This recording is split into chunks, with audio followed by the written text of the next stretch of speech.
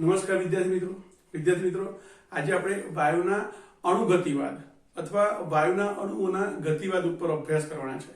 મિત્રો આ જે થિયરી છે એ અલગ અલગ નામથી ઓળખાય છે। વાયુનો અણુગતિવાદ, વાયુનો આણ્વિય ગતિવાદ, વાયુનો ગતિજ આણ્વિયવાદ, અંગ્રેજીમાં કહીએ તો kinetic molecular theory of gases અથવા મોલિક્યુલર કાઇનેટિક થિયરી વગેરેના નામથી ઓળખાય છે। મિત્રો એક્ઝામના પોઈન્ટ ઓફ વ્યૂ આ બહુ અગત્યનું નથી, પરંતુ જેડબલઈ અને નીટની અંદર તો કે જો થોડી જરૂર પડશે, બરાબર છે। અને આપણા આ વર્ષના આ ચેપ્ટરની અંદર પણ આપણને બે જે એઝમ્પશન છે, બે પૂર્વધારણાઓ છે જેની આપણને જરૂર પડવાની છે।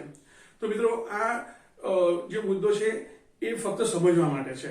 તો મિત્રો ધ્યાન આપો, આપણે અત્યાર સુધીમાં બોઇલ, ચાર્લ્સ, ગેલ્યુસેક, એવોગેડ્રો વગેરેના નિયમો ભણી ગયા। મિત્રો વૈજ્ઞાનિકોએ આ નિયમો તો કે પ્રાયોગિક અવલોકનો પરથી ઉપજાવી કાઢેલા નિયમો છે, બરાબર છે। તો આ સમય દરમિયાન જે બીજા વૈજ્ઞાનિકો હતા, પેરેલલી જે બીજા વૈજ્ઞાનિકો હતા, તેઓ વિચારતા હતા કે વાયુના અણુઓ પર દબાણ, તાપમાન અને કદની શા માટે અસર જોવા મળે છે એનો એ થિયોરિટિકલી અભ્યાસ કરી રહ્યા હતા।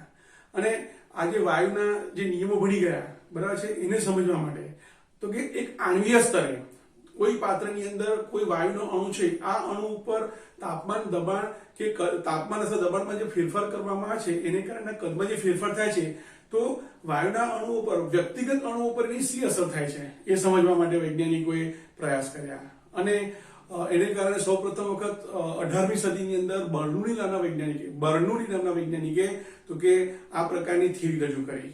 પરંતુ ત્યારબાદ 100 વર્ષ જેટલા સમયગાળા પછીથી 19મી સદીની અંદર મેક્સવેલ અને બોલ્ટ્ઝમેન નામના વૈજ્ઞાનિકોએ વ્યવસ્થિત રીતે તો કે આ થિયરીને રજૂ કરી। માટે આ થિયરી મેક્સવેલ અને બોલ્ટ્ઝમેનના નામથી ઓળખાય છે। એટલે કે આ થિયરી મેક્સવેલ અને બોલ્ટ્ઝમેન નામના વૈજ્ઞાનિકોએ આપી। મિત્રો આ થિયરીની મદદથી આપણે વાયુની ગતિ, વાયુના અણુઓની ગતિ અને તેમની ઉષ્મીય અને યાંત્રિક ગુણધર્મો વચ્ચેનો સંબંધ પ્રસ્થાપિત કરી શકાય છે। યાંત્રિક ગુણધર્મોમાં કોણ આવે? ટેમ્પરેચર, પ્રેશર, વોલ્યુમ, બરાબર છે। ઉષ્મીય ગુણધર્મોમાં સ્નિગ્ધતા અને ઉષ્મીય વાહકતા આવે। તો સામાન્ય રીતે વાયુના અણુઓની ગતિ અને યાંત્રિક અને ઉષ્મીય ગુણધર્મો વચ્ચેનો સંબંધ આપણે સમજી શકીએ છીએ। તો પૂર્વધારણા નંબર 1 જુઓ, વાયુઓ ખૂબ જ મોટી સંખ્યામાં અણુ અથવા પરમાણુ ધરાવે છે। મિત્રો આ તો બહુ કોમન વસ્તુ છે, આપણે જાણીએ છીએ કે અણુ અને પરમાણુ છે એ અતિશય નાનું કદ ધરાવે છે, નેનોમીટરમાં તેમનું કદ જોવા મળે છે। પરિણામે હું થોડા અલ્પ માત્રામાં પણ જો વાયુ લઉં તેની અંદર એટલા અણુ અને પરમાણુ ખૂબ જ વધારે હોય। મિત્રો લગભગ 15 થી 16 આ પ્રકારની ધારણાઓ છે, જેમાંથી જે અગત્યની છે એ ધારણાઓનો આપણે અહીંયા અભ્યાસ કરીશું, જે ટેક્સ્ટ બુકમાં આપેલી છે, બરાબર છે। બીજી પૂર્વધારણા જુઓ, શું કે છે? વાયુના અણુ વચ્ચે નહિવત આકર્ષણ બળ છે। મિત્રો આપણે વાન ડર વાલ્સ બળમાં પણ ભણી ગયા કે વાયુના અણુ હોય અથવા પરમાણુ હોય તેમની વચ્ચેનું આકર્ષણ બળ કેવું હોય છે? નહિવત હોય છે મિત્રો। અને આ આકર્ષણ બળ નહિવત હોવાને કારણે જ તે વિસ્તરણ પામે છે, બરાબર છે। અને એને કારણે ચોક્કસ આકાર અને ચોક્કસ કદ તે ધરાવતું નથી। એ જે વાયુ પાત્રમાં તમે ભરો તેનો આકાર કે કદ ધારણ કરે છે। દાખલા તરીકે ઇમેજિન કરો કે મારી પાસે શૂન્યાવકાશ કરેલો એક રૂમ છે અને એ રૂમની અંદર હું એક ફુગ્ગો ફૂલાઈને લઈ ગયો છું। હવે આ ફુગ્ગાને ત્યાં આગળ હું ફોડું છું, તો તે વખતે એ ફુગ્ગાની અંદર રહેલા જે વાયુના જે જુદા જુદા વાયુ અથવા એક જ પ્રકારના વાયુના જે અણુઓ છે એ શું થશે? તો કે સમગ્ર રૂમની અંદર વિસ્તરી જશે। એટલે હવે એમનું કદ કેવું થઈ ગયું? તો કે જે રૂમનું કદ છે, બરાબર છે, એટલું કદ એમને પ્રાપ્ત કર્યું, બરાબર છે। તો ચોક્કસ આકાર અને કદ પ્રાપ્ત કરતા નથી, બરાબર છે। તો અહીંયા મેં રીઝન લખી જ રાખ્યું છે, વાયુ વિસ્તરણ પામે છે અને પાત્રનો આકાર અને કદ ધારણ કરે છે। ત્રીજા નંબરની પૂર્વધારણા જોઈએ, વાયુના કુલ કદની સરખામણીમાં વાયુના અણુઓનું કદ નહિવત હોય છે, જે અવગણી શકાય છે। સપોઝ આપણે એક્ઝામ્પલ લઈએ, ધારો કે મારી પાસે કોઈ એક પાત્ર છે, આ પાત્રની અંદર તો કે કોઈ વાયુ ભરેલો છે, અહીંયા કોઈ વાયુ ભરેલો છે,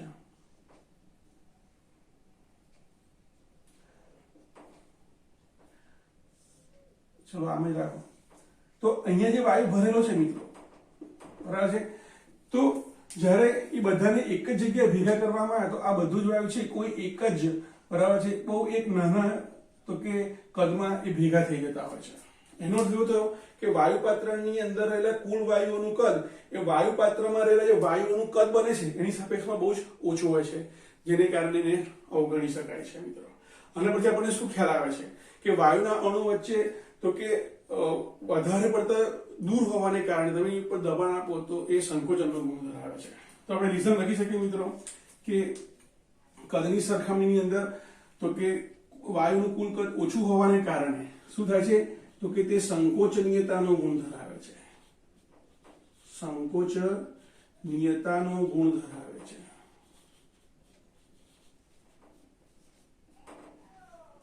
આ બંને નિયમો આપણે આ વખતે જરૂર પડશે, બંને ધારણાઓની. નંબર 4, વાયુના અણુ સતત તો કે સીધી દિશામાં. મિત્રો ધારો કે વાયુના આ અણુઓ છે, આ પહેલો વાયુનો અણુ છે, બીજો છે, ત્રીજો અણુ છે, તો વાયુના અણુ સતત ગતિ કરતા હોય છે. વાયુના અણુ સતત ગતિ કરતા હોય છે, બરાબર છે, સીધી દિશામાં ગતિ કરતા હોય છે. પરંતુ એવું નથી કે બધા એક્સ અક્ષની દિશામાં ગતિ કરતા હોય કે વાય અક્ષની કે ઝેડ અક્ષની દિશામાં ગતિ કરતા હોય, બરાબર છે. તો વાયુના અણુઓ છે એ કેવું છે, એ સતત ગતિમાં જોવા મળે છે, સીધી લીટીમાં ગતિ કરે છે અને અસ્તવ્યસ્ત કોઈ પણ દિશામાં તે ગતિ કરતા હોય છે, તેની દિશા પણ બદલાતી હોય છે. તો વાયુના અણુઓ ગતિમાં જ હોય છે. વાયુના અણુ ક્યારેય ગતિહીન હોઈ શકે નહીં. જો વાયુના અણુ ગતિહીન થાય તો શું થાય, એ બધા ભેગા થઈ જાય અને ભેગા થઈ જાય તો એનો ચોક્કસ આકાર ને ચોક્કસ કદ જોવા મળે, પરંતુ વાયુ ક્યારેય ચોક્કસ આકાર કે કદ ધરાવતું નથી. રીઝન કહી શકાય કે વાયુના અણુઓ ચોક્કસ આકાર કે કદ ધરાવતા નથી. જો વાયુના અણુઓની ગતિ શૂન્ય થાય, બરાબર છે, તો ચોક્કસ આકાર પ્રાપ્ત કરે. દાખલા તરીકે ઘન પદાર્થ છે એ ચોક્કસ આકાર ધરાવે છે, પણ વાયુ ચોક્કસ આકાર ધરાવતું નથી. બીજા નંબરે વાયુના અણુઓની ગતિ, જ્યારે વાયુના અણુ ગતિ કરતા હોય છે તે દરમિયાન એ સીધી લીટીમાં ગતિ કરે છે, બરાબર છે. તો એ દરમિયાન વાયુના અણુઓ એકબીજા સાથે અથડામણ કરે છે, અથવા જ્યારે પાત્રની દિવાલની નજીક હોય છે ત્યારે પાત્રની દિવાલ પર અથડામણ ઉત્પન્ન કરે છે, બરાબર છે. વાયુના અણુઓની ગતિ દરમિયાન તે બીજા અણુઓ સાથે એટલે કે એકબીજા સાથે અથવા પાત્રની દિવાલ સાથે અથડામણ કરે છે અને તેને કારણે દબાણ ઉત્પન્ન થાય છે. એક સ્ટેટમેન્ટ રહી ગયું છે, જેથી પાત્રની દિવાલ પર દબાણ ઉત્પન્ન થાય છે.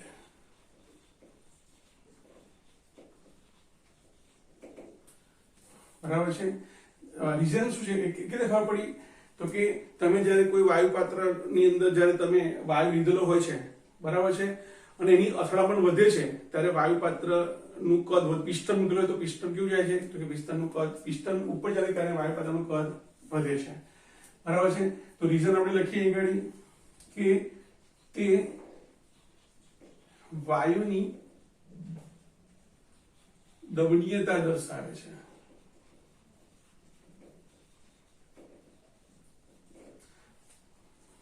બરાબર છે.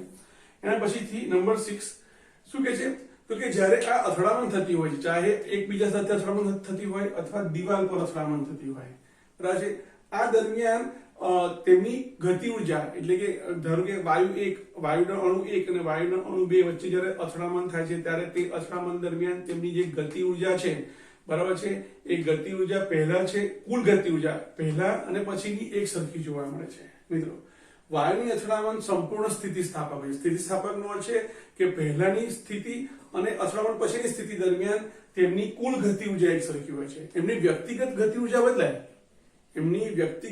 ઉર્જા બદલાય, બરાબર છે, પરંતુ દાખલા તરીકે એક ક્લાસની અંદર 5 વિદ્યાર્થીઓ છે અને 5 વિદ્યાર્થીઓને દરેકને ધારો કે 100 લખોટી આપેલી છે, એટલે 500 લખોટી છે, પણ આ 100 લખોટીમાંથી બીજા કોઈને 20 લખોટી આપી દે તો પોતાની પાસે 80 થઈ ગઈ, બીજા પાસે 120 થઈ, પણ કુલ તો કે 500 લખોટી રહી. એને આ રીતે પણ સમજી શકાય મિત્રો. દાખલા તરીકે મારી પાસે કોઈ અણુ A છે, અણુ B છે, અણુ C છે, અણુ D છે, બરાબર છે. તો એ અથડામણ આ રીતે કરી શકે, 1 અને 2 વચ્ચે અથડામણ થાય, બરાબર છે, 1 અને 4 વચ્ચે અથડામણ થાય, 4 અને 3 વચ્ચે અથડામણ થાય, અથવા 2 અને 3 વચ્ચે અથડામણ થાય, બરાબર છે, અથવા શક્ય છે કે એ સામસામે આ રીતે અથડાતા હોય એકબીજા સાથે, તો અથડામણ આ રીતે થતી હોય. પણ ધારો કે જસ્ટ ઇમેજિન કરો કે પહેલા અણુની પાસે શરૂઆતમાં ગતિ ઉર્જા 13 હતી, બરાબર છે, આની ગતિ ઉર્જા 7 છે, બરાબર છે, જૂલમાં આવશે મિત્રો, જૂલમાં 7 જૂલ છે, બરાબર છે, આની ગતિ ઉર્જા ધારો કે 12 જૂલ છે, અને આની ગતિ ઉર્જા કેટલી છે તો કે 8 જૂલ છે. ટોટલ કેટલા થશે તો કે 13 ને 7 20, 20 ને 12 32 ને 8 40. તો ટોટલ ગતિ ઉર્જા અથડામણ પહેલાની કેટલી છે 40 છે. હવે અથડામણ થઈ ગઈ છે, ધારો કે અથડામણ પછીથી તેમની ગતિ ઉર્જા ધારો કે 7 ની છે જગ્યાએ એની ગતિ ઉર્જા થઈ ગઈ 15 જૂલ થઈ ગઈ, બરાબર છે, એટલે કે આની ગતિ ઉર્જા આને મળી. એ દરમિયાન ધારો કે આ 13 છે, બરાબર છે, એની જગ્યાએ એની ગતિ ઉર્જા કેટલી થઈ ગઈ 5 જૂલ થઈ ગઈ. આની ગતિ ઉર્જા છે એ ધારો કે 14 જૂલ થઈ ગઈ, બરાબર છે, એ દરમિયાન આની ગતિ ઉર્જા કેટલી થઈ ગઈ 6 જૂલ થઈ ગઈ. તો અથડામણ પહેલા ટોટલ 40 હતી. જો અથડામણ દરમિયાન વ્યક્તિગત ઉર્જા છે એનો વિનિમય થયો, બરાબર છે, અને વ્યક્તિગત ઉર્જામાં ફેરફાર થયો, પરંતુ એ કુલ ઉર્જા જો તો 5 અને 14 19 ને 6 25, 19 ને 6 25 ને 15 40. તો કુલ ગતિ ઉર્જા કેટલી રહી અચળ થઈ. અને તમે જુઓ આ જે 40 જૂલ છે ભાગ્યા 4 કરો તો વ્યક્તિગત ઉર્જા કેટલી થઈ ગઈ, સરેરાશ ઉર્જા થઈ ગઈ 10 થઈ ગઈ.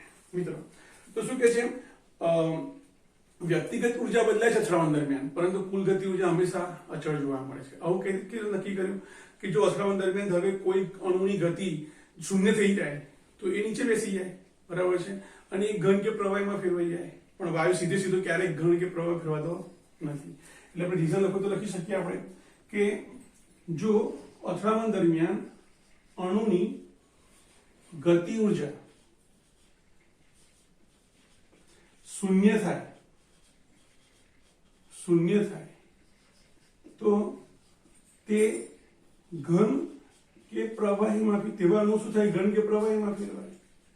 આપમેળે જે શક્ય નથી, બરાબર છે. છેલ્લી અઝમ્પશન આપણે કીધું હમણાં જ કે કુલ ગતિ ઉર્જા અચળ જોવા મળે છે, બરાબર છે, પરંતુ સરેરાશ ગતિ ઉર્જા કેવી જોવા મળે છે તો કે કુલ ગતિ ઉર્જા અચળ રહેતી હોય તો એની સરેરાશ ગતિ ઉર્જા પણ કેવી જોવા મળે, અચળ જોવા મળે. પણ આ જે સરેરાશ ગતિ ઉર્જા છે એ તાપમાન પર આધાર રાખશે. એટલે મિત્રો આપણે તમે જો અહીંયા અચળ તાપમાને લખવાનું હતું, બરાબર છે, અહીંયા લખવું પડે અચળ તાપમાને. એટલે આપણે એક સ્ટેટમેન્ટના ફોર્મમાં લખી નાખીએ કે અચળ તાપમાને વાયુની કુલ ગતિ ઉર્જા અથવા વાયુના અણુની સરેરાશ ગતિ ઉર્જા હંમેશા અચળ જોવા મળે છે. પરંતુ જો તાપમાન બદલાય તો વાયુના અણુઓની ગતિ બદલાય. વાયુના જો તાપમાન વધે તો વાયુના અણુની ગતિ ઉર્જા વધે, ગતિ ઉર્જા વધે એટલે અથડામણ વધે, બરાબર છે. તો કહી શકાય કે જ્યારે તાપમાનમાં વધારો કરવામાં આવે છે ત્યારે વાયુની સરેરાશ ગતિ ઉર્જા કેવી થાય છે, વધે છે, બરાબર છે. તાપમાનમાં ઘટાડો કરો છો તો એમની સરેરાશ ગતિ ઉર્જા કેવી થાય છે, ઘટે છે, બરાબર છે. આપણે લખી શકાય કે કાઇનેટિક એનર્જી, બરાબર છે, એ નિરપેક્ષ તાપમાનના સમપ્રમાણમાં આવે છે. નિરપેક્ષ તાપમાન વધે તો ગતિ ઉર્જા વધે, નિરપેક્ષ તાપમાન ઘટે તો ગતિ ઉર્જા ઘટે છે, બરાબર છે. જે દર્શાવે છે કે કેના પરથી નક્કી થયું તો કે તાપમાનનો વધારો કરતા વાયુના અણુઓનું કદ વધે છે અને તાપમાનમાં ઘટાડો કરતા વાયુઓનું કદ ઘટે છે. મિત્રો તો આ બધી જ અભિધારણાઓ અથવા પૂર્વધારણાઓ, એઝમ્પશન્સ તમારે માત્ર સમજવાની છે. તમારે આ બે ખાસ યાદ રાખવાની છે. મિત્રો યાદ રાખો કે વાયુના અણુનો ગતિવાદ એ 100% આદર્શ વાયુ માટે 100% સાચો છે, પરંતુ વાસ્તવિક વાયુ માટે તે 100% સાચો નથી. આમાં કેટલીક ધારણાઓ એવી છે કે જે વાસ્તવિક વાયુ માટે તાપમાન અને દબાણના દરેક મૂલ્ય માટે સાચી ઠરતી નથી. દાખલા તરીકે બીજી પૂર્વધારણા અને ત્રીજી પૂર્વધારણા, જેનો અભ્યાસ આપણે આગળ કરીશું.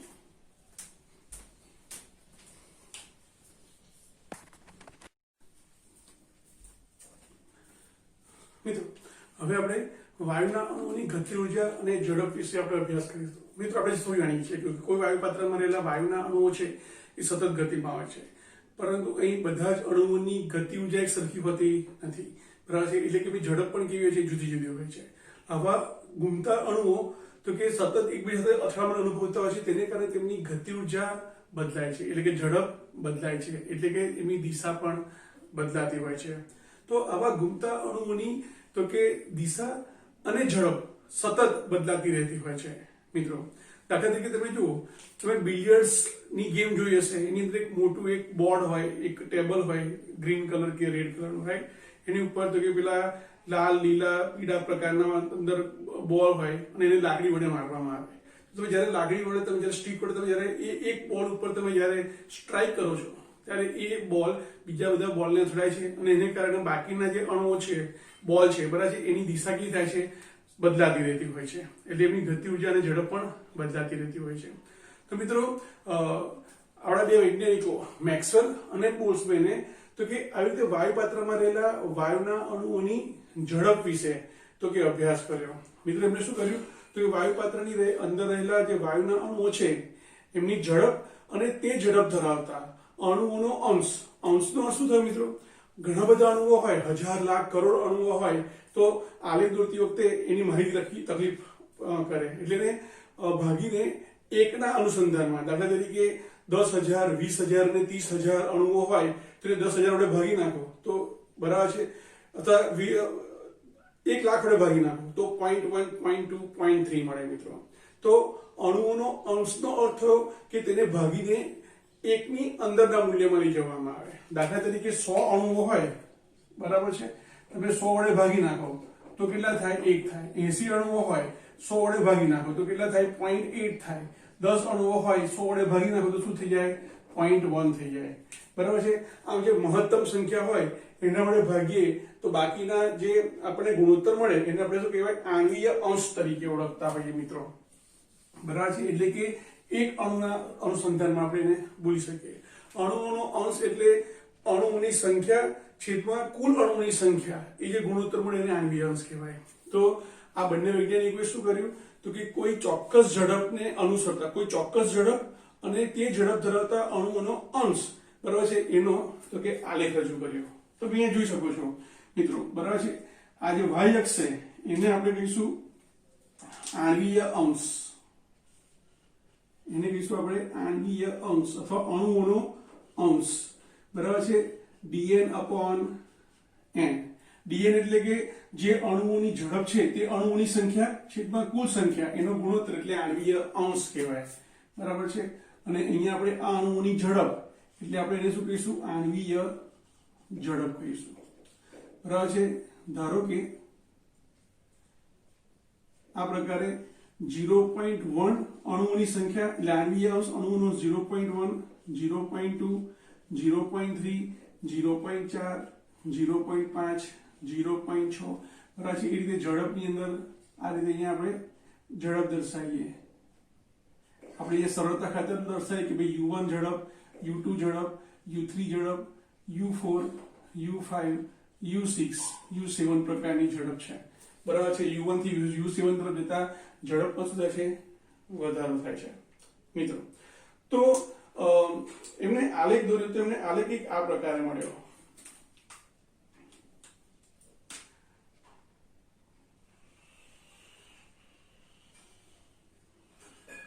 આ પ્રકારનો આલેખ જોવા મળ્યો મિત્રો.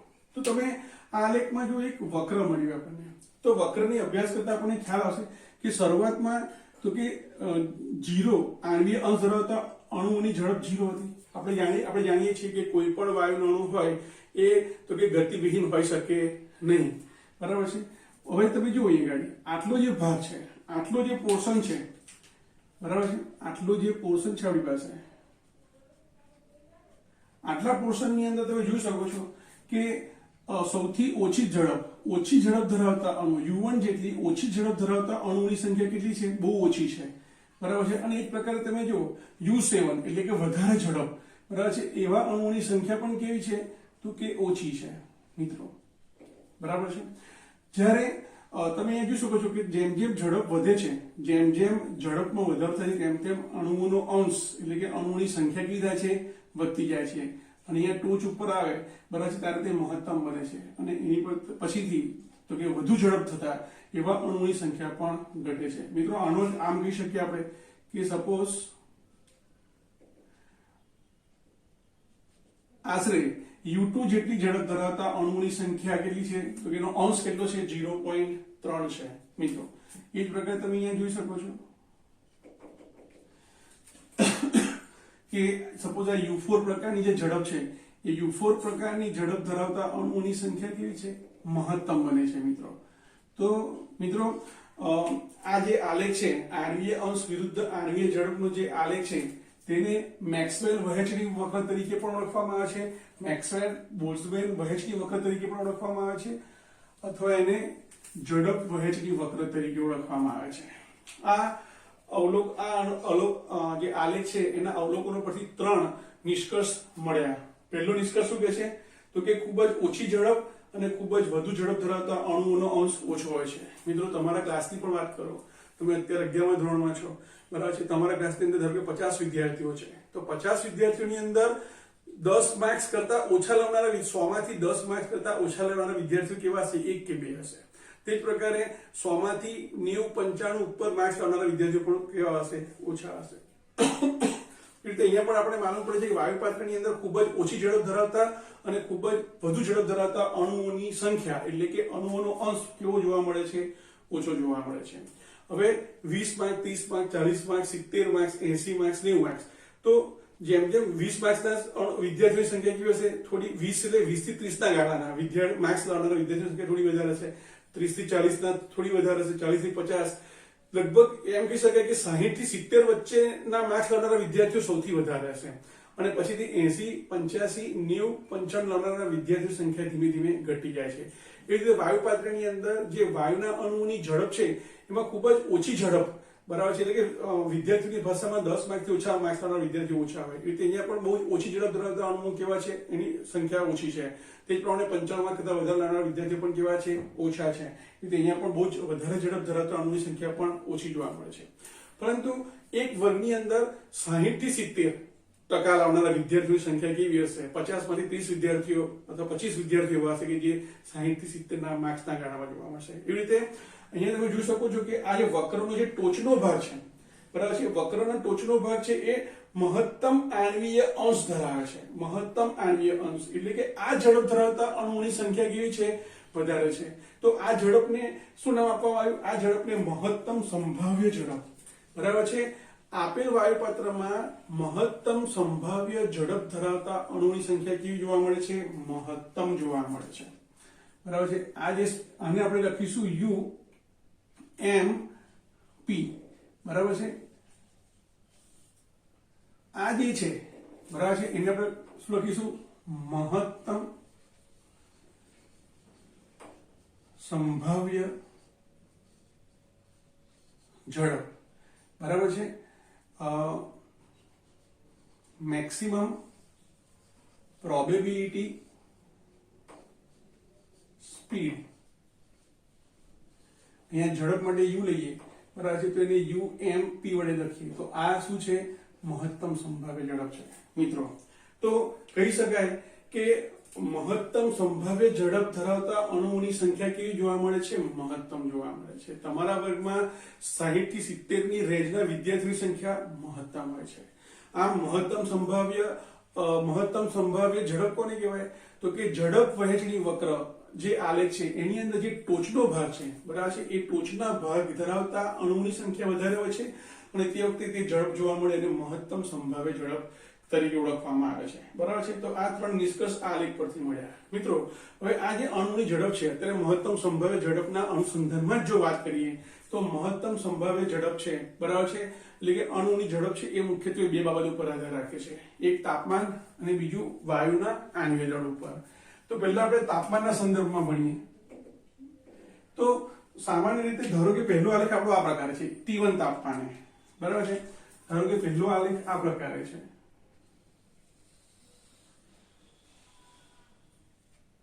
બરાબર છે. આ T1 તાપમાને છે. હવે હું શું કરું છું? તાપમાનમાં વધારો કરું છું. મિત્રો આપણે જાણીએ છીએ કે તાપમાન વધારતા વાયુના અણુઓને ઉષ્મા મળે છે. આ ઉષ્મી ઉર્જાને કારણે તેમની ગતિ ઉર્જા વધે છે. ગતિ ઉર્જા વધવાને કારણે ઝડપ વધે છે. તો હવે જે ઝડપનો આલેખ આવશે, બરાબર છે, એ કેવો હશે? તો કે એક આ પ્રકારે હશે. હવે તાપમાન વધાર્યું એટલે અણુઓની ગતિ વધી એટલે અણુની ઝડપ વધી. તો અહીંયા ઝડપ વધી અને આ પ્રકારે આપણને આલેખ મળશે. T2 છે, અહીંયા T1 કરતા T2 કેવો છે? વધારે છે. મિત્રો જાણીએ છીએ કે ભાઈ તાપમાન વધે છે તો અણુઓની અથડામણ વધે છે, અથડામણ વધે છે એટલે ગતિ ઉર્જા વધે છે, ગતિ ઉર્જા વધવાને કારણે એની ઝડપમાં વધારો થાય છે. તો તમે જુઓ અહીંયા જે પહેલો આલેખ હતો એ પહેલા આલેખ માટે મહત્તમ સંભાવ્ય ઝડપ કેવી હતી?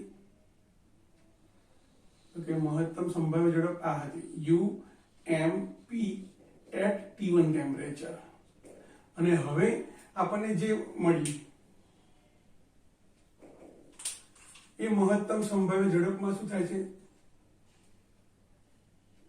વધારો જોવા મળે છે. આ ધારો કે ટોચનો ભાગ છે તો એ વખતે મહત્તમ સંભાવ્ય ઝડપ UMP at T2 ટેમ્પરેચર મળી. મિત્રો બરાબર છે. આ શું છે? આણ્વીય અંશ dN/n છે અને આ શું છે? ઝડપ છે. તો તમે જોઈ શકો છો કે તાપમાનમાં વધારો કરવામાં આવે છે તો વક્રનો જે ભાગ છે, અહીંયા વક્રનો જે ભાગ છે એના કરતા અહીંયા વક્રનો ભાગ કેવો થયો? પહોળો થયો. એનો અર્થ એવો થયો કે અહીંયા અણુઓની ઝડપ કેવી થઈ? વધી. બરાબર છે. અહીંયા અણુઓની ઝડપ હતી એ આટલે વચ્ચે હતી, બરાબર છે, એટલે કે એની સંખ્યા ઓછી હતી. હવે અહીંયા શું થઈ? ઝડપથી ગતિ કરતા અણુની સંખ્યામાં વધારો થયો. મિત્રો અહીં તમે જોઈ શકો છો કે નીચા તાપમાન કરતા ઊંચા તાપમાને તો કે મહત્તમ સંભાવ્ય ઝડપમાં વધારો થાય છે, મહત્તમ સંભાવ્ય ઝડપ વધે છે, પરંતુ મહત્તમ સંભાવ્ય ઝડપ મેળવેલા અણુઓની સંખ્યા પ્રમાણમાં ઓછી હોય છે. બરાબર છે. પણ યાદ રાખો કે તાપમાન વધે છે ત્યારે શું થાય છે? તો કે એની સંભાવ્ય ઝડપમાં વધારો થાય છે. આણ્વીય દળની વાત કરીએ મિત્રો તો આપણે સૌ જાણીએ છીએ કે જો દળ વધારે હોય તો સ્પીડ ઓછી હોય. બરાબર છે. હાથી અને ઘોડાને દોડાડો તો ઘોડાની સ્પીડ વધારે જ હોવાની છે, રાઈટ? તો સામાન્ય રીતે કહી શકાય કે આણ્વીય દળ, વાયુઓનો આણ્વીય દળ બરાબર છે, જો વધારે છે તો તે વાયુની ઝડપ કેવી હોય? ઓછી હોય. દાખલા તરીકે તમે જુઓ ડાયનાઇટ્રોજન વાયુની નું આણ્વીય દળ 28 ગ્રામ પ્રતિ મોલ અથવા યુનિફાઈડ માસ છે અને ક્લોરીન માટે 71 યુનિફાઈડ માસ અથવા ગ્રામ પ્રતિ મોલ છે. તો N2 નું દળ ઓછું હોવાને કારણે એની ઝડપ કેવી હશે? વધારે હશે ક્લોરીનની ઝડપની સાપેક્ષમાં. અહીં મહત્તમ સંભાવ્ય ઝડપની સાપેક્ષમાં કહી શકીએ આપણે. તો અહીંયા પણ તમે જુઓ કે સપોઝ જે N2 છે, જે ક્લોરીન વાયુ છે, બરાબર છે, એની ઝડપ કંઈક આ પ્રકારે છે. આ કોના માટેનો ગ્રાફ છે? N2 માટેનો છે, બરાબર છે. અને ક્લોરીન વાયુ માટે જે જોવા મળશે, ક્લોરીન વાયુ માટે એ કંઈક આ પ્રકારે હશે, બરાબર છે. અહીંયા મહત્તમ સંભાવ્ય ઝડપ કેવી થઈ ગઈ? ઓછી થઈ ગઈ. કોના માટે? તો કે Cl2 માટે, બરાબર છે. અને N2 માટે મહત્તમ સંભાવ્ય ઝડપ કેવી છે? પ્રમાણમાં વધારે જોવા મળે છે. બરાબર. જો ઓછું કરી દઈએ એટલે આપણને વધારે વ્યવસ્થિત ખ્યાલ આવે.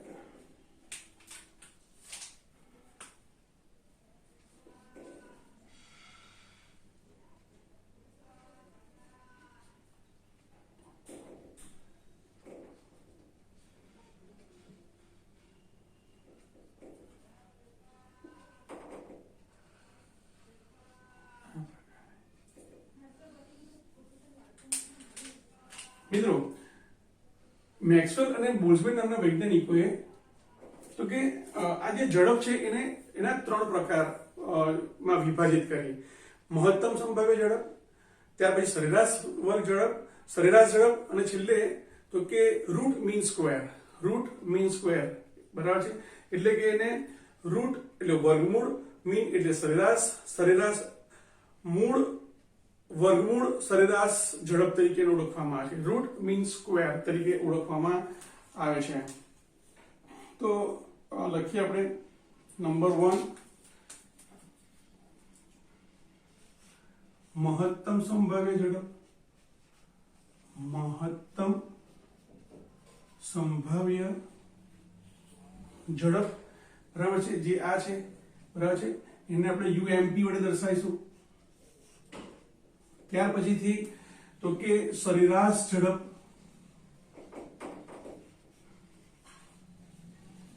મિત્રો મહત્તમ સંભાવ્ય ઝડપને આપણે UMP વડે દર્શાવીએ છીએ, બરાબર છે. સરેરાશ ઝડપને આપણે U એવરેજ ના સ્વરૂપમાં દર્શાવીએ છીએ, બરાબર છે. અને નંબર 3 નંબર 3 મૂળ સરેરાશ ઝડપ, અથવા તમે વર્ગમૂળ પણ લખી શકો, બરાબર છે. રૂટ એટલે શું થાય? વર્ગમૂળ, બરાબર છે. તો વર્ગમૂળ ના લોકોને મૂળ સરેરાશ ઝડપ લખો તો પણ ચાલશે, બરાબર છે. મૂળ સરેરાશ વર્ગ ઝડપ, અને અંગ્રેજીમાં વધારે યાદ રાખો મિત્રો, અને શું કહેવાય? Root mean square speed.